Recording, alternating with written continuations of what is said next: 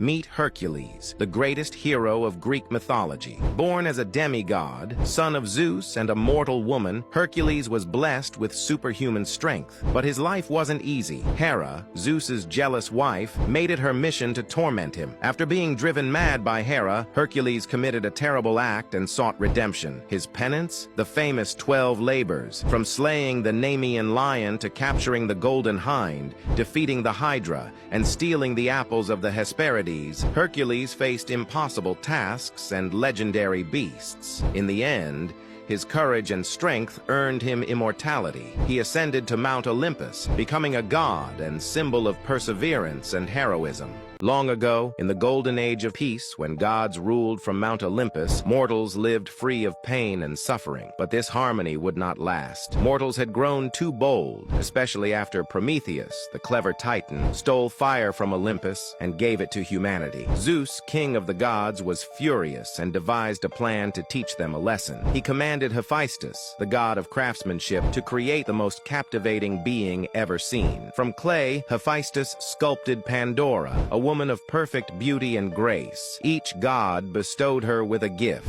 Athena gave wisdom, Aphrodite granted beauty, and Hermes whispered secrets of charm into her ear. Zeus named her Pandora, all gifted, and presented her with a sealed, ornate jar, warning her never to open it. Pandora was sent to Earth and wed Epimetheus, brother of Prometheus. Despite warnings to avoid Zeus's gifts, Epimetheus was enchanted by Pandora, and they lived happily until Pandora's curiosity overwhelmed her. The mysterious jar haunted her thoughts. What lay inside? One day, unable to resist, she opened it. Out poured a dark, swirling cloud, releasing all the evils of the world. Sickness, despair, greed, and suffering. They spread across the earth, and Pandora, horrified by what she had done, desperately tried to close the jar, but it was too late. Amid her sorrow, Pandora noticed a faint glow at the jar's bottom. Hesitating, she opened it again. Out came hope, radiant and warm, offering comfort and whispering to her heart, "No matter how dark the world may become, I will always remain." In Greek mythology, the demigod Achilles was born for greatness. Son of the sea goddess Thetis and a mortal king, he was destined to be the strongest of all warriors. To protect him, his mother dipped him into the river Styx, making him invulnerable, except for the small spot on his heel where she held him. As war raged between the Greeks and Trojans, Achilles became their deadliest weapon, unstoppable on the battlefield. But when his beloved friend Patroclus was slain by the Trojan prince Hector, Achilles' grief turned into a fiery rage. He returned to battle, cutting through enemies like a storm until he faced Hector. Their duel shook the earth, and in the end, Achilles struck him down, avenging Patroclus. The gods, however, had not forgotten his fate. The Trojan prince Paris, guided by Apollo, released an arrow that struck Achilles in his one vulnerable spot, his heel. The mighty warrior fell, but his name lived on as a legend. In Greek mythology, Atlas, the mighty titan of endurance, once stood against Zeus in the great war between the Titans and Olympians. But when the Titans fell, Zeus sentenced Atlas to an unthinkable fate.